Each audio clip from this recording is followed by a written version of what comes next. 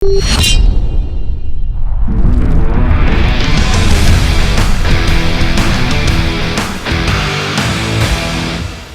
hello everyone, and welcome to another edition of the Ronin Leadership Podcast. And we're doing a lot of these. We've got a whole succession of these coming up. I really appreciate all of your comments and all of you who've subscribed and continue to spread the word about the podcast. We're getting subscribers more and more every week. Hit the like button, hit the subscribe button. And as usual, the usual shameless plug. If you haven't done so already, I've written 2 books on leadership. One, The Art of Ronin Leadership, which is more of a kind of a macro view of my leadership journey and a lot of mistakes I've made along the way, but hopefully learn from them. And then based on your feedback, I wrote a second book called The Art of Ronin Leadership, Executing Ronin Leadership Strategies, which is more of a how to build a team, how to get the C-suite to pay attention to your organization, all that stuff. I've got another book coming out very soon, but it's an action novel, so it's totally different from what I've done before. So that's coming up very soon. But let's put that aside. Let's get on to the main part of the podcast. I am so excited to have Christina Korp on our podcast today. We haven't known each other very long, but I met Christina through a very unusual experience that a lot of you who, if you follow me on Facebook, I was able to experience a zero-G experience at Kennedy Space Center, courtesy of the folks at Omega. Got to meet Christina and her folks there, a wonderful organization, which I'm going to have her talk to you about. If you follow her on social media, this is a very busy person here. She is all over the place. So the fact that she's been able to carve out some time for us for this podcast truly humbled Christina. And so I'm going to welcome you to our podcast and thank you so much for doing this. Thank you so much, Mike, for having me. I'm honored to do this with you and have this conversation. Awesome. So like we do with everyone that comes on the show, could you just tell us a little about yourself, your background, and your organization, and how you got to be where you are right now? What does that journey look like? It's been an unusual journey. Yeah. So I grew up in South Dakota as one of 10 children, and I always had big dreams to travel the world. And I remember being 8 years old and saying, I'm going to travel the world. And my 2 avenues at that point was either I was going to marry an Air Force guy or I was going to become a rock star. Those were my 2 avenues to being able to travel the world. And so instead, what happened is when I was 12 years old, we started a family band. And so I was in a family band that was like the real live Partridge Family. My dad on lead guitar, my brother on drums. He was 10 years old. I was 12 on keys, and my sister on bass at the age of 16. And so when I tell people that, they think it was like a hobby, but no, that's how we supported our family. We started playing in bars 4 to 6 nights a week, and so I had to get up and go to school every day, and then I played in the bar every night almost till 1:30 in the morning. So I've been amazing working for a long time. And so I wanted to be a rock star. And after 10 years of being in my family band, I left the band. One of my little sisters took my place in the band, and I moved to LA with $250, and I just went to pursue my rock star dreams. And I had more success than many. That's a whole other story altogether, but I did end up getting signed to Warner Brothers. I sang on Ringo Starr records, like 2 different Ringo Starr records. So if you hear whenever Christmas time comes around and you hear Ringo Starr Christmas songs, those are me and Timothy Schmidt from the Eagles singing most of the background vocals on those songs. Oh my. So yeah, my whole life was music. All I wanted to do was music and sing. And I sang backgrounds for some Latin artists and toured all over South America and Spain and all over Mexico and the US with Latin artists. So, and by the way, I don't speak Spanish very well. But and that's a whole other story about, doing something that out of your comfort zone and just doing it anyway. But so yeah, that was my life. And then, but eventually music is, feast or famine, and I had to get a job. And I started doing I was trained to do some tech support for film editing systems, and then I was doing assistant sound editing in film and TV. And then eventually I got a job working for John Tesh, who was on Entertainment Tonight for a long time. And started as his assistant, and he mentored me. And within a year, he had to let a lot of his staff go, and he asked me to be his right hand and told me he would teach me everything he knew about broadcast. And so that was an interesting thing, because he had at that point about 20 employees, and he said, look, I noticed you're a really hard worker. You're not afraid to take out the trash, like you're one of the people who sticks around, if things need to get done. And so I would really like to make you my right hand, and it's going to be hard because I have to let some people go. But if you're willing, I'll teach you everything that I know. And so I said, yeah, I'm in. And so he goes, okay, go to lunch. And when I came back, he had fired everyone else. And so, except Is that right? and our sound edit, the guy who edited the radio show. So it was trial under fire. And I really, nobody was showing me how to run this record label and how things worked, and this radio show. I mean, I was just learning on the job, but I did it, before I knew it. I was running this company. We were able to build it back up again to about 15 people. Okay. And I loved that job, and I was producing concert specials for PBS, and I was in his band, and I was tour manager, but I just worked all the time. I mean, I work all the time now. I know, right? Yeah. But that's when I decided to take what I thought was going to be a break. So I left, and I did music for a few months, just, to take a break from having a job. And then I went to work for Buzz Aldrin. I answered an ad in the Hollywood Reporter magazine to work for Buzz Aldrin. Okay.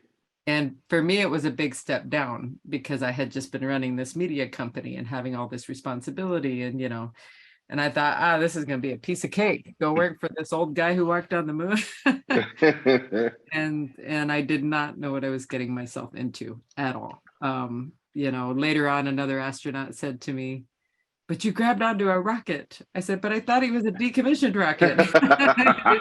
Wrong. So I would always joke with people that my rock star lifestyle prepared me for life with Buzz Aldrin, because the kind of schedule that we kept was just insane. Going to China for a day, going to Australia for a day, going to Brazil for a day, and it just, I had no idea that this old guy had so much energy, and, and I learned so much from him. I mean, so 10 years of my life was basically by Buzz's side every day.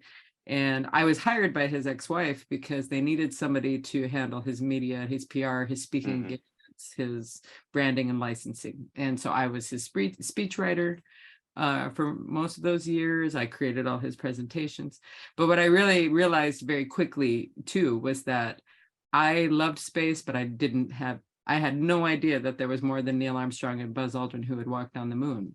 Right. And I thought maybe I could use my entertainment skills and my messaging skills to help raise awareness about the other Apollo moon landings, what Buzz's vision for the future was, Mars missions and whatnot. And so I really began to try to use what my own skill set to create virtual reality experiences, books, any type of programming that I could to try to get people to pay attention to what he really cared about, which was the future. And so that's why now I am a space veteran, is because I literally was with a guy who has a PhD in orbital dynamics from MIT, listening to him every day and learning every day about moon missions and Mars missions and all that. And then eventually, just to wrap up, like to where I got to now, is he at one point was very worried about his legacy and how it was going to carry on. And I said, through the kids, the thing is still learn in the history books that you and Neil Armstrong walked on the moon. So if you can get them to look at your vision for going on to Mars, they'll be the kids who will be on those Mars missions. So I relaunched his education foundation. It had been a space tourism foundation, and I revamped it to be about sharing space with kids, and created these giant Mars maps and giant moon maps. Remember, I'm not a teacher, I'm not a scientist, but I have kids, and I I'm still a big kid, really. So I did all of that and produced the last 5 galas at Kennedy Space Center for Apollo 11 to help celebrate those historic mission and those particular up to the 50th anniversary of Apollo 11. as a way to raise money for his foundation. And then after that, 12 years of my life devoted to the legacy of Buzz Aldrin, I decided to start my own company. So that's where I am now. I have Purpose Entertainment, which is my main production company, producer entity, and then where I manage astronauts for same thing, speaking engagements, licensing, branding. And I work with 6 astronauts now. And then I also have my foundation, which is Space for a Better World, to try to connect the space curious to the space serious, and hopefully educate people from all walks of life about the ways that space benefits life on Earth. So that's a long-winded like intro to who I am, but you know, that's the quickest way to get there. And I always say, you never predict the trajectory of my life to where I started to what I'm doing now. Yeah, I mean, I could truly say, you know, we've had a lot of guests on the podcast. Your journey is the most unusual and interesting that I have ever experienced. I mean, just listening to you, you started off as kind of the Partridge Family, wanting to be a rock star, getting in that world. Like you said, doing a lot of Latin American stuff. You don't speak Spanish, but you did it.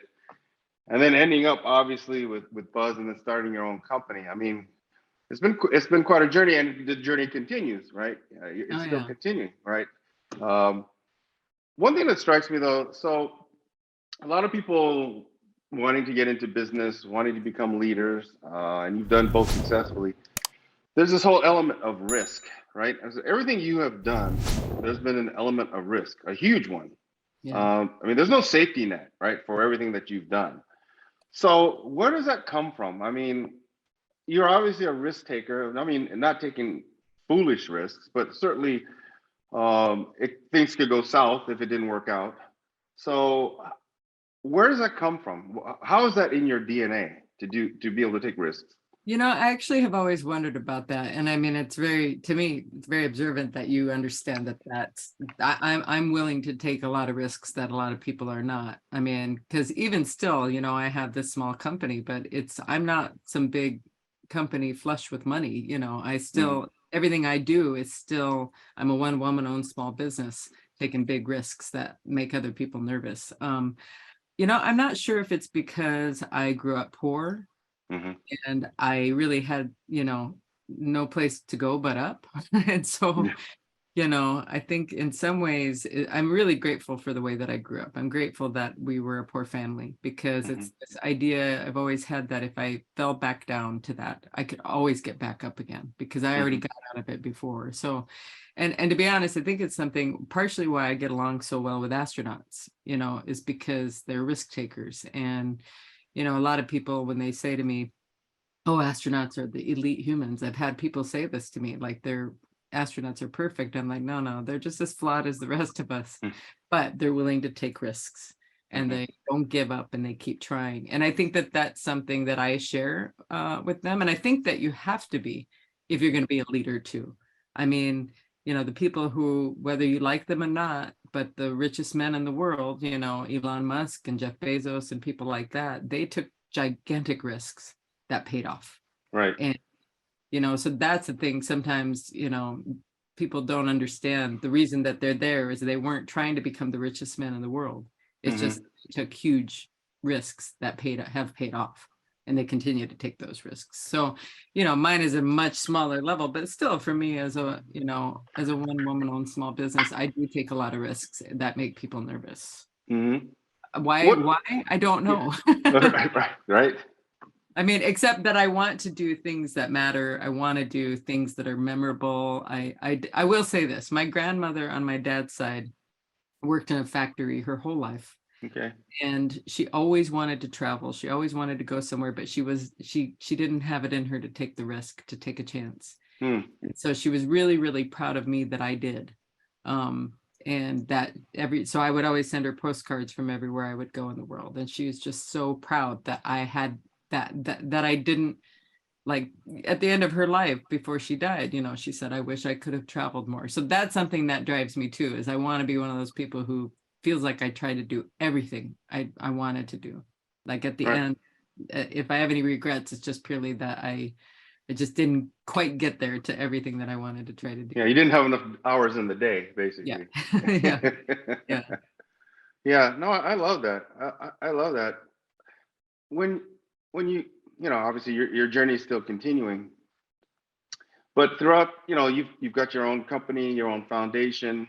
Um, when you look for talent, um, and there are a lot of ways to kind of to slice this pie, but when you look for talent for your, enterprises, what are some of the characteristics that you kind of look at people that you want to bring on board to help you in this journey? Well, for one thing, I will say, remember, I was noticed too, because I wasn't afraid to take out the trash, at my, and so I noticed that about other people too. Like if they're willing to help, you know, when you're cleaning up somewhere or something and they're willing to help, that stuff really matters to me, because then that feels like, that's somebody that you can count on then when things get rough. And it will.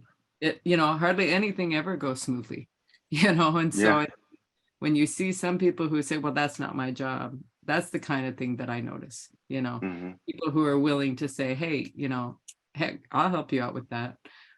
So I try to choose my partners, like on all the projects, who have kind of this same spirit of like, hey, what can I do? What can I do to help? Hey, I'm there. And I think that that's something that if you can find those people, you can get a lot more accomplished.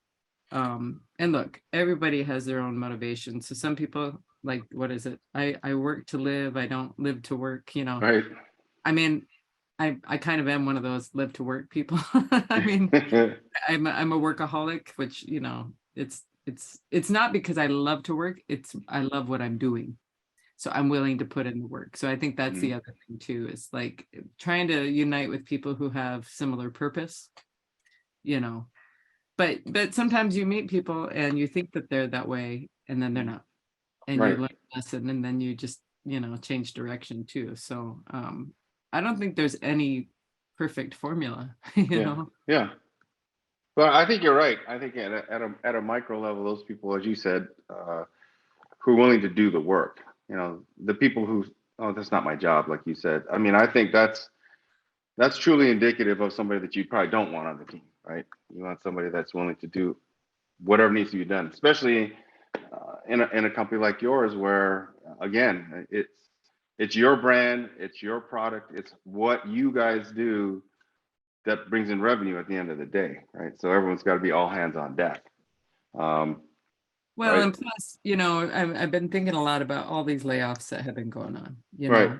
big companies. And I don't think that everybody should feel obligated to have to do multiple jobs. Obviously, there are specialties or there are things, but I do think that what's happening with all these layoffs is because there are a bunch of people hired to do one specific thing that you don't need that many people to do that one specific thing. Right. And I think it became this like total bloated way of doing business that clearly isn't working in the long term either. And so, I think that it's helpful for people to understand the more skills you can gain, everything you learn at any job is going to be helpful to what you do next, and even if you're doing, like I did accounts receivable at one point at a job. God, I hated that job. And I'm really grateful that I did it, because now as a business owner, I have to go and collect, like when people, need to pay me on an invoice or there's a contract, and, that's having done that is really helpful as a business owner now, Right. as a small business owner, to have to deal with that now too, Yeah. Oh yeah. You never know what skills you take on your journey that'll help you, later on, right, in life, as you talked about. Now, you talked about being a workaholic. I can identify with that, back in the day. Um, but I've always been a proponent of productivity, right? And productivity is sliced a lot of different ways for different people. Um, when you look at your day, your week, whatever, I mean, how do you, is it just going from one fire to another, or is there a way that you look at your day, look at your week to keep you sane with all the stuff that you have going on? Well, because it is a small business, sometimes I think that, and I'm not the only one guilty of this. Sometimes I say yes, maybe to things I should say no to. And that's even something that Yeah.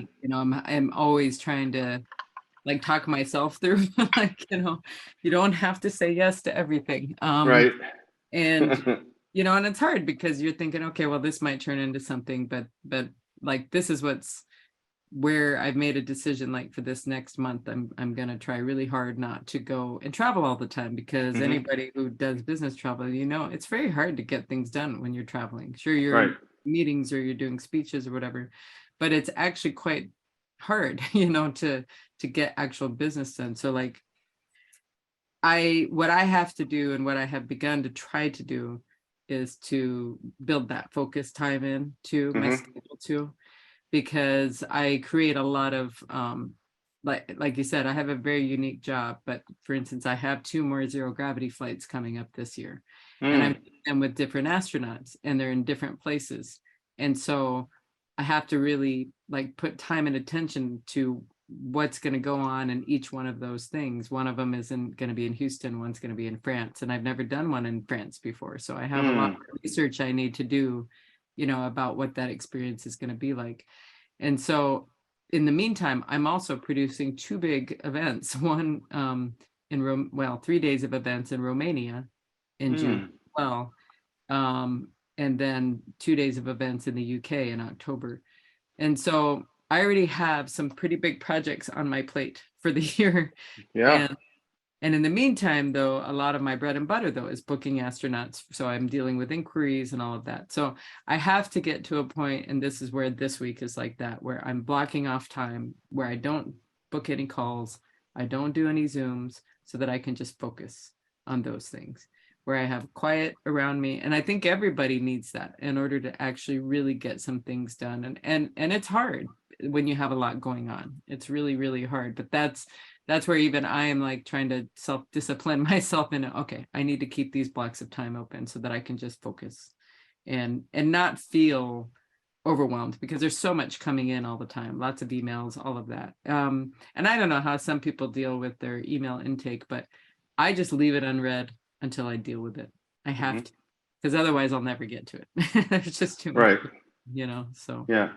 No, I mean, I love that. I mean, I've always been a proponent of taking some time, either your day, your week, or whatever, to just focus and concentrate on strategy. Because if you're running and gunning all the time, you'll never get there. And same way with email. I mean, I used to carve out maybe 20 minutes a couple times a day to look at email, but I also like your approach. I mean, you get to it when you get to it, right? I mean, it's critical. And if it's critical, they're probably going to call you or text you or whatever. Yeah. Anyway, everything else can kind of stay there until you get to it. But yeah, I'm glad you're doing that. And it's hard. It is hard to find time to just work on strategy. It just is, but it's critical. Well, and then also to make sure that you're answering someone thoughtfully, mindfully too, because even my social media posts, that is my brand of me and my company too. So that's another thing. It's like the time and effort that goes into that isn't, I don't just post for the sake of posting. I want to post when I actually can think about what I'm trying to say. Because I know people are paying attention to what I say. There was a point where I went to Facebook and Meta, it was before it was Meta, headquarters with Buzz Aldrin. And,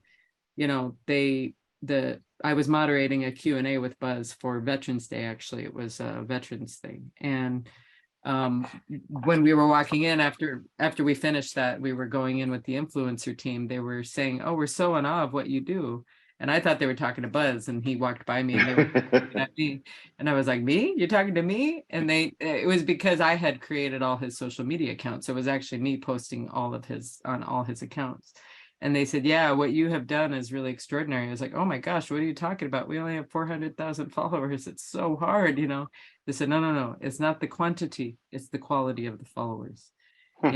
It's and that changed my thinking forever on social media, because there's a lot of space influencers I know who have way more followers than I do. They have like 80,000, 100,000 followers. But what that Meta team had said to me was, "Yeah, but they're all a bunch of kids. No offense, but these kids have very little influence on, like what they buy or whatever. Whereas what you did with his accounts is you got all the news agencies and other influencers to follow him." Mm-hmm. And so I've done a similar thing with my own social media. I don't have as many followers as a lot of these other people, but I have, just like with Buzz, I have a lot of major news agencies and a lot of other influential people and astronauts who follow me. And so I'm very careful. I say this because that really shapes what I decide to say too when I'm promoting something on social media, that it isn't just, sure, I have my own personal stuff too. But I also am always trying to be very mindful of what it is that I'm putting out there, especially when it relates to my company and stuff. Right. And you're very prolific. So you do your own social media posting. Yeah. Wow. Now that's truly amazing too. I do wish I had someone to help me. Yeah. I'm at that point where I kind of need it, because there is so much going on, but at the same time, it's hard because I don't do Buzz's social media anymore. Some other guy does. And anybody who's been following that, I will say that guy does a pretty good job of keeping the accounts active. Mm-hmm. But that being said, he posts about things, that were not really what was Buzz's mission, and so those accounts have not grown at all since I quit running them. And so I say that because I think, people can really tell authenticity too, like when it's you or what it is that you're trying to say. Pretty much all of my following has been grown organically, so I'm very aware, that people really know that it's me doing it too. Right. I'm impressed. I mean, it does take time, and your posts are awesome. I mean, I love reading them, and it's just like you have a regular rhythm, which I like, so that you're always out there, without. It's hard though. Yeah, right. The time just to do the posting, the picture, and all that kind of stuff. So, no, awesome. So yeah, and I just want to add too, yeah. because I do counsel, so I am an advisor for some people sometimes now on social media too, because people think that I'm just going to do this one, I'm just going to do that one, and I say, hold on a second. Here's what you need to think about your audiences. Facebook's really family and friends, a little bit of business. Instagram is a combination of friends and clients, customers. Mm-hmm. Twitter is press, and LinkedIn is business. So you need to be on all of them for different reasons if you're trying to promote yourself or your company. And then even still, what you promote on each one needs to be catered to who it is that you're talking to, So even that, even that is very I have a mindful approach to each one of those different things. And it is time consuming, but it's worth it though too, because then my thing continues to grow as well. Yeah. And that's great advice for people who want to get into social media or try to use social media to boost their brand. One size doesn't fit all. You really have to look at it in a strategic way. Now, you're very poised. You make speeches. Public speaking is one of the things that people are deathly afraid of, right? And I remember way back when I love it. I'm like you. I have no problem getting in front of an audience. I actually love it, like you do, obviously. But was that something that came organically? I mean, was there ever a time in your life where you didn't like getting in front of people, like you were scared? I have to say, I didn't really get comfortable with it till, oh my gosh. I mean, so remember, I was in a family band. I was on stage, so it's comfortable on stage, but I wasn't the main focus. I wasn't the front person for a long time. You weren't David Cassidy, so. Yeah, I was like the back with my keyboard and my tambourine. When I was 19 years old, my sister quit the band, the one who was the bass player. So my dad thrust me to the front and to be the main, focus. And that was very uncomfortable. I felt very awkward. I was used to being on stage, but that was uncomfortable to have the focus be on me. Even still, I was not really that great at talking on the mic. I was fine with singing and performing and having people look at me, but I still struggled with that. And then when I went to work for John Tesh, I remember one time he sent me off on a business, like a presentation to all the distributors of his, for the music stuff that he did. And that was the first time I had to give a real business presentation. And I was terrified and I was so nervous and I was shaking. And I did it, and then it was done. And I thought, man, why was I so stressed out? It was not even that big of a deal. You know, these people it really didn't, I can't say it made a big impact on anybody in the room. It was everybody's presentations were similar.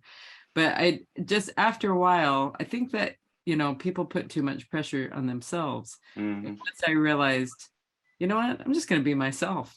And then I was a lot more comfortable getting up there and just being myself. Now, I do know I still have an advantage. I'm okay with being on stage. You know, I'm okay with people looking at me, and I think that's what a lot of people struggle with. But I think, you know, the best way to get around that is you just keep doing it. Just keep doing it. Yep. Keep doing it.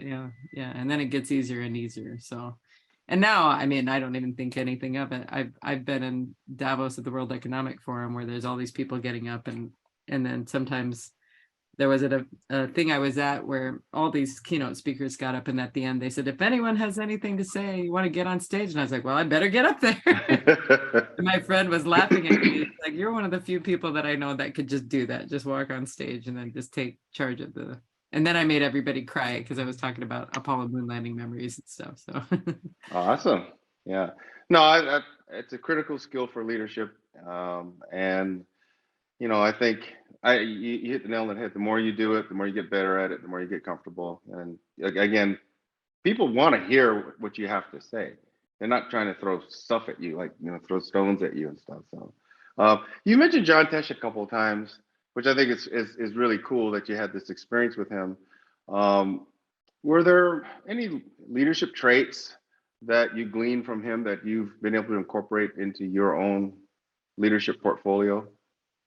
you know, one thing that he did that is so interesting to me that I don't really feel that I can do, but it really worked for him, was sometimes he would kind of will things into existence. What I mean is he would say, we're going to do this. And I would think, we haven't talked about that. we haven't, what is he talking about, you know? And I would say, like later, like he'd say, oh, we're going to have a PBS special about blah, blah, blah. And then we'd get to where, you know, backstage in the green room. And I was like, why did you say that? We're not doing that. I think we're going to do it. Yeah, I think I'm going to, I've just made that decision. And so it's kind of interesting to see how much he made happen just with that kind of mindset. Wow. I can't really do that, but I do have to say though, that he's kind of, he really, before astronauts, he really made the impact on me that just because it hasn't been done before doesn't mean it can't be done. And when we were launching, he had his weekend radio show, which was 3 hours a weekend, and we were burning CDs, you know, for all these people who don't remember what a CD is. And we would send them out. That's how old radio shows were, like, especially like weekend radio shows, with you would send out a package of 3 CDs for each hour, one for each hour, and then mail those to all the radio stations. But then the radio automation systems were starting to come into play where it was all automated. And he decided he wanted to take his radio show 5 hours daily. And we didn't know how to do that. And one thing I really appreciated was he's like, go figure it out. Just go see, just go explore, just go ask people. And so he's the one who really kind of got me to go, I suppose, refine my resourcefulness skill, you know, because he gave me a lot of rein, which was cool, to say, hey, go see if you can figure this out. And I really appreciated that, because that is still so critical to everything I do now. Is somebody says, you can't do that. And I'm like, well, hold on, let me see. Maybe I can figure that out, you know? Yeah. And that's one thing I think that that we need to get more of that. I think that's something that was happening during the Apollo era that I really enjoy hearing about, and that I think was critical to the success. Was I hear the Apollo astronauts talk about this, how they wouldn't know how to do something, and they would all get in a room and say, hey, anybody got any ideas about how to do this? And then somebody'd say, well, I was thinking we could try this. And then they would go around the room and say, what do you think? And they'd all go, go, go, go, go. Okay, go try it. And, you know, one thing that it seems like we've gotten kind of stuck, and I'm saying a broad we, but even in America and the West, is doing only the things that we know how to do, instead of trying to figure out things that we didn't know how to do before. And so that's something both John Tesh and the Apollo guys have really affected me, which is to say, you know, I've never done that before. I wonder if I could figure that out. You know, that's something why I've got to do so many things that are, people are like, I can't believe you made that happen. And I'm like, well, you never know, you know, like I got Duran Duran to play in the Rocket Garden at Kennedy Space Center for my 50th anniversary gala. Okay. And that because one of my friends knew Nick Rhodes from the band, and he called, he said, could you give Duran Duran, could you get them a tour of Kennedy Space Center? And I was like, oh yeah, I'm sure I could do that. So I just said, put their people in touch with me. And then Nick Rhodes, the keyboard player for the band, called me to thank me. And I was like, man, I hate putting you on the spot, but would you consider playing at my gala? By the way, I have no money. and he said, we would be so honored. And then I told everybody, and they're like, you're not getting Duran Duran. This kept over and over. People kept saying to me, and I was like, okay, he told me they were going to play. You know, they don't have to believe me. So then I kept going to meet with the management. She's like, no, they're serious. You know, we've still got to pay for some things for the crew and the production, but they're willing to play and not charge you their band fee because they're so honored to be a part of this. And so I kept going and meeting with the band, and everybody else thought, this is not going to happen. But then it happened. And then at the concert, all these people came over to me like, oh my God, you made this happen. I mean, most people would have been like, oh, you're never going to get them. And then they would have just quit. They would have just, you know, and then, and that's something, there is a time where you have to accept that some things aren't going to happen. Yeah. But when you start having momentum or you start getting progress, I think you need to pay attention to that, because then to me, that's a sign like to keep trying, you know, and even if you don't end up doing it, what you learn along that way is really valuable then for the next time you're trying to figure out how to do something you haven't done before. Right. No, I look, I can see why you have such an affinity and a bond with the astronauts. I mean, you have the same mindset, right? What you said was spot on about, you know, people being complacent and comfortable and not willing to, you know, see what is possible out there. You know, you put your own limits on yourself. And so astronauts don't do that, and you obviously don't do that in your business. Getting Duran Duran, that's awesome.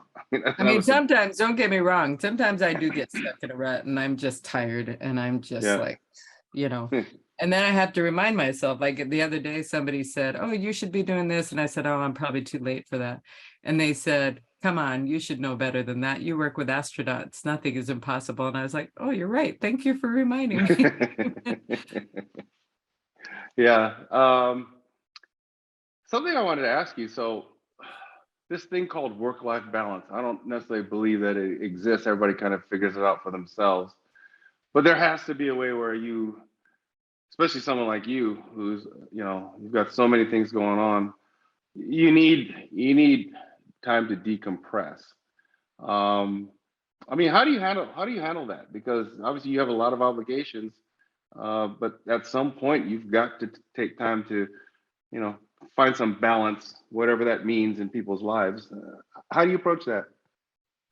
You know, I do have a bad habit of like running myself ragged, but I will say when I come home, I'm pretty much a homebody. That's the funny thing is, it's like when I'm not traveling, because I'm always doing so much when I'm traveling, that when I'm home, I'm pretty much home. And then the good thing is, because I'm a mom, you know, I have an 8-year-old son named Logan and an 11-year-old daughter named Brielle, and they are good grounding.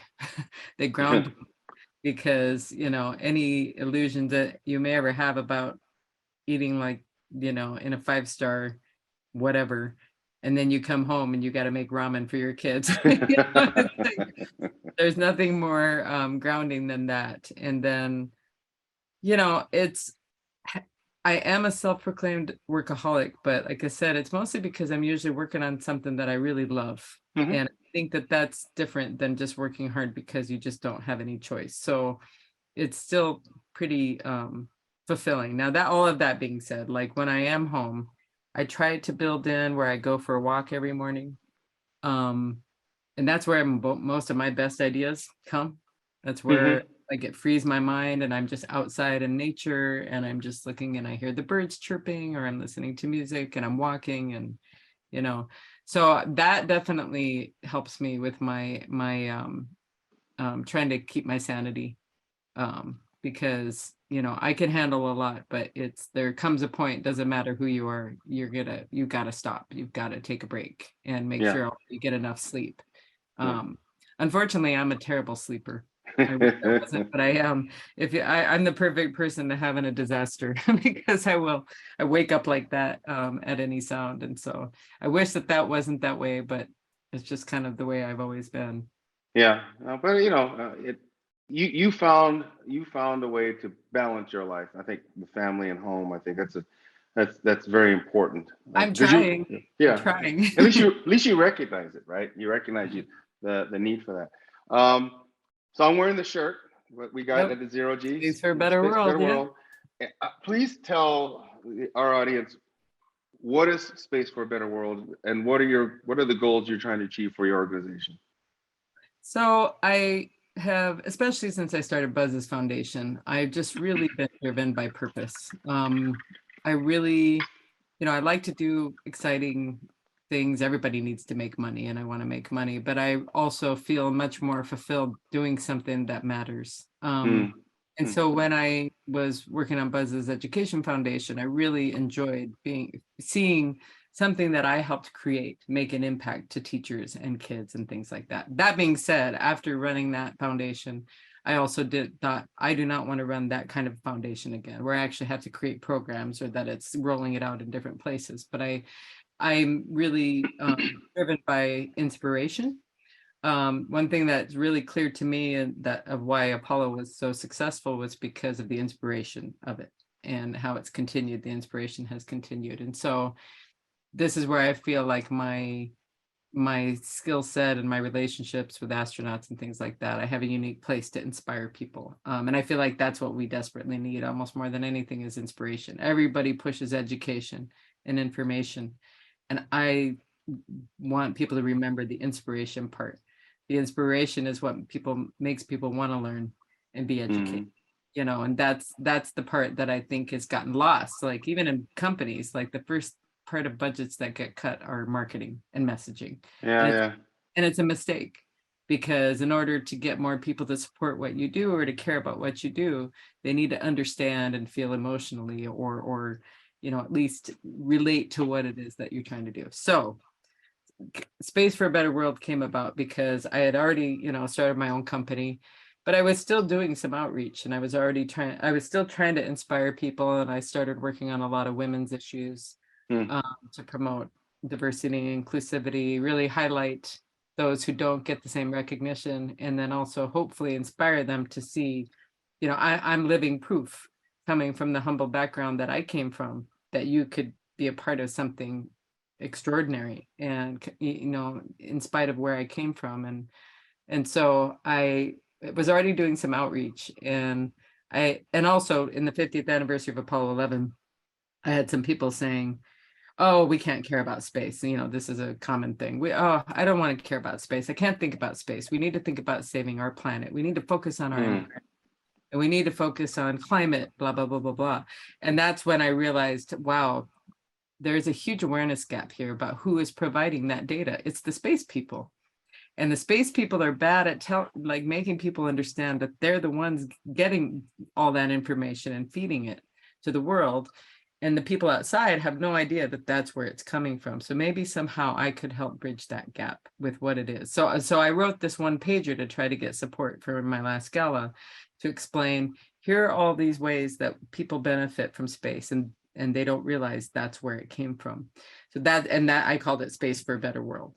And so while I was doing my outreach, and I would explain this to people, then the astronauts were the ones who said, look, you need to start your own foundation, because we will support you. We know what we can see what you're trying to do. You're trying to inspire people, and you're trying to get the mainstream to understand how space is intertwined in their lives. I started doing LinkedIn posts saying, what does space have to do with my life? And I was doing a countdown, or number one. And I started listing something that, was part of, that evolved from space, that people use all the time. And that number one was the sole of the Nike shoe. The first Nike shoe, the material of the sole was made from material that was created for space materials for like moon boots and things like that. Wow. Because it was lightweight and durable, and it was exactly what needed to give the support of a shoe. And then the next was like water purifiers, because people now we use purifiers on everything, and that was developed for purifying water in space. Just things like that. Wow. Yeah. Air purifying, like the way that now, especially in China and Asia, they use a lot of air purifiers in apartments and stuff, and that is from recycling and purifying the air at the International Space Station.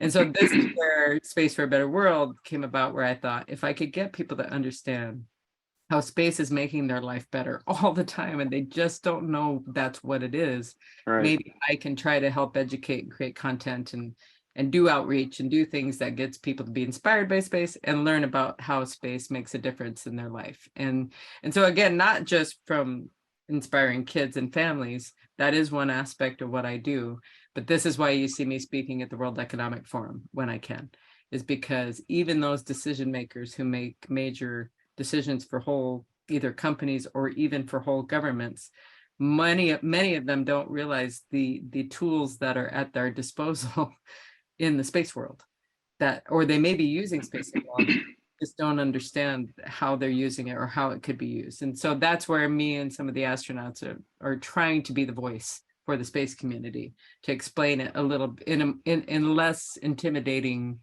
terms, do it in a way that as simple, and because I'm not a scientist, I'm not an engineer, but I have been immersed in this for 15 years.